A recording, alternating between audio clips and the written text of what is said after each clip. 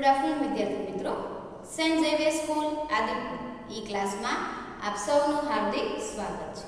ધોરણ 2 વિષય હિન્દી. બરાબર, તમારા માટે આ વિષય નવો છે, મને ખબર છે, પણ આપણે અત્યાર સુધી જે શીખી ગયા એ તમારે યાદ રાખવાનું છે. સ્વર, વ્યંજન, માત્રા, માત્રાવાળા શબ્દો, બારાક્ષરી, આ બધું જ તમારે બરાબર યાદ રાખવાનું છે, જેથી તમને હિન્દી બરાબર આવડી જશે. બરાબર, હવે આપણે આ બધું શીખ્યા પછી આગળ વધીએ છીએ. આગળ તમારે પુસ્તકના અંદર પહેલો પાઠ આપેલો છે, જેનું નામ છે પાઠ 1 બસ. બસ એટલે બસ. તમને બધાને જ ખબર છે બસ એટલે શું થાય. તમે બધાએ જોઈ પણ હશે, જોઈ છે ને? બરાબર, હવે તો અલગ અલગ પ્રકારની ઘણી બધી સુવિધાઓવાળી બસ આવી ગઈ છે. પહેલાના સમયમાં તો આવી બસો ન હતી. બસ શું કામ આવે? તો આપણે એક જગ્યાએથી બીજી જગ્યાએ જવું હોય તો બસમાં બેસીને જવાય. વેકેશન પડે, તમારે મામાના ઘરે જવું હોય અને મામાનું ઘર વડોદરા હોય તો આપણે કચ્છથી વડોદરાની બસમાં બેસીને વડોદરા જઈ શકીએ. બરાબર, એવી રીતના જ વડોદરાથી કચ્છ પણ બસમાં બેસીને આવી શકીએ. તો મુસાફરી કરવા માટે આ બસનો ઉપયોગ થતો હોય છે. એના સિવાય આ તો એક શહેરથી બીજા શહેરની વાત થઈ. દૂર દૂર જગ્યાએ જવું હોય તો પણ બસનો ઉપયોગ થાય છે. બરાબર, દાખલા તરીકે ગુજરાતથી રાજસ્થાન જવું હોય તો પણ તમે બસનો ઉપયોગ કરી શકો. એના સિવાય તમારે શહેરમાં તમારે ગાંધીધામથી અંજાર જવું હોય, ગાંધીધામથી ભુજ જવું હોય તો પણ તમે બસની મદદથી જઈ શકો છો. બરાબર, બસમાં બેસવાનું, જે સ્થળે તમારે જવું હોય ત્યાં સુધીના ચોક્કસ રૂપિયા હોય. એ રૂપિયાની ટિકિટ તમને બસની અંદર જ કંડક્ટર આપે અને તમે મુસાફરી કરી શકો. બરાબર છે?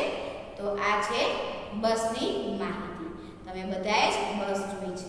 બરાબર, હવે તો બહુ જ સારી બસ આવી ગઈ છે, એસી વાળી. પછી એસી સિવાય તમને અંદર ઓઢવા માટે બ્લેન્કેટ આપે, માથાની નીચે રાખવા માટે ઓસીકું આપે. બેસવાવાળી બસ સિટિંગ બસ કહેવાય. એના સિવાય સ્લીપર બસ, જેમાં સૂઈ જવાનું હોય. સાથે સાથે તમારા મનોરંજન માટેની પણ વ્યવસ્થા બસમાં કરવામાં આવતી હોય છે. શું હોય છે એના માટે? સરસ, ટીવી લગાવેલું હોય છે. બરાબર ને? ટીવીમાં આપણે એ લોકો જે પિક્ચર રાખે એ જોઈ શકીએ. બરાબર, જેથી મુસાફરીનો સમય ક્યાં પૂરો થઈ જાય આપણને ખબર પણ પડતી નથી. બરાબર, તો આવો જ બસને લગતો તમારા પુસ્તકમાં પાઠ આપેલો છે, પાઠ 1 બસ. જુઓ, મને બસનું ચિત્ર બરાબર દોરતા આવડતું તો નથી, પણ મેં પ્રયત્ન કર્યો છે. બરાબર, અહીંયા બસનું ચિત્ર દોરેલું છે. બસ ક્યાં જવાની છે? રામબાગ. અને અહીંયા મુસાફરો બેઠા છે. બરાબર, આપણે સૌ પ્રથમ તો પાઠનું વાંચન કરી લઈએ. વાંચતા આવડવું જોઈએ ને? તો હિન્દી તમારા માટે નવો વિષય છે, તો પહેલા આપણે પાઠને વાંચતા શીખી લઈએ. બરાબર, પાઠ 1 બસ. ગુજરાતીમાં આને બોલીએ તો પાઠ 1 બસ. વાંચીએ. યહ બસ. શરદ યહ બસ. પછી બસ પર ચઢ. ડર મત, ઝટપટ ચઢ. બરાબર, પાઠમાં હવે આપણે વાંચન કર્યું. હવે ભાષાંતર જોઈએ, અનુવાદ. આ હિન્દીમાં આપેલા છે એ વાક્યોને આપણે ગુજરાતીમાં ફેરવશું. એને કહેવાય ભાષાંતર અથવા તો અનુવાદ. બરાબર, તો યહ બસ. તો યહ એટલે શું થાય? આ. બરાબર, જે નજીક હોય, બરાબર, એને કહેવાય આ. તો યહ એટલે કે આ બસ. બસનું ગુજરાતી બસ જ થાય. આ બસ. શરદ યહ બસ. બરાબર, શરદનું નામ લે છે અને એને બતાવે છે. શરદ આ બસ. શરદ છોકરાનું નામ છે. પછી છે બસ પર ચઢ. શું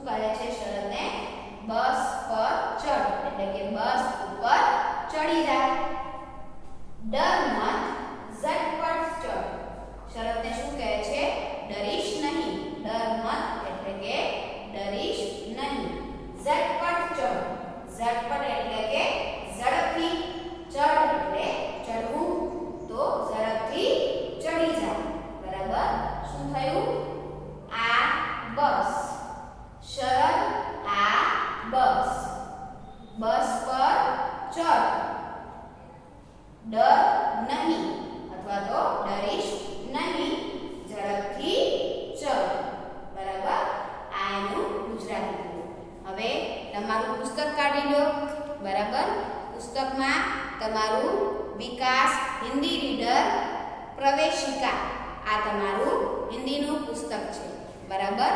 એમાં પાના નંબર 6 ઉપર તમને પહેલો પાઠ આપેલો છે, બરાબર છે, જેનું આપણે વાંચન કરીશું પાઠમાંથી, પુસ્તકમાંથી. તો યહ બસ, શરદ યહ બસ, બસ પર ચઢ, ડર મત ઝટપટ ચઢ. બરાબર. જો સરસ મજાનું ચિત્ર સાથે તમારો પાઠ આપેલો છે. અહીંયા બસ છે, બે છોકરાઓ છે, એક મોટો છોકરો છે, એક નાનો છોકરો છે. બરાબર. તો અહીંયા શરદની વાત કરવામાં આવી છે. તો શરદ એ નાનો છોકરો છે. બરાબર. નાના છોકરાને મોટો છોકરો કહે છે, એટલે કે શરદને મોટો છોકરો કહે છે. બરાબર છે. તો આ સરસ મજાનો પાઠ આપણે શીખ્યા, જેનું નામ છે બસ. હવે તમારે ઘરે ઘરકામમાં શું કરવાનું છે? ઘરકામમાં તમારું પુસ્તક લેવાનું છે, એની અંદર આ પાઠ આપેલો છે, એ પાઠનું વાંચન કરવાનું છે. બરાબર છે. વાંચન કરીને પછી રફ નોટમાં આ પાઠ એક જ વખત સરસ અક્ષરોમાં લખવાનું છે.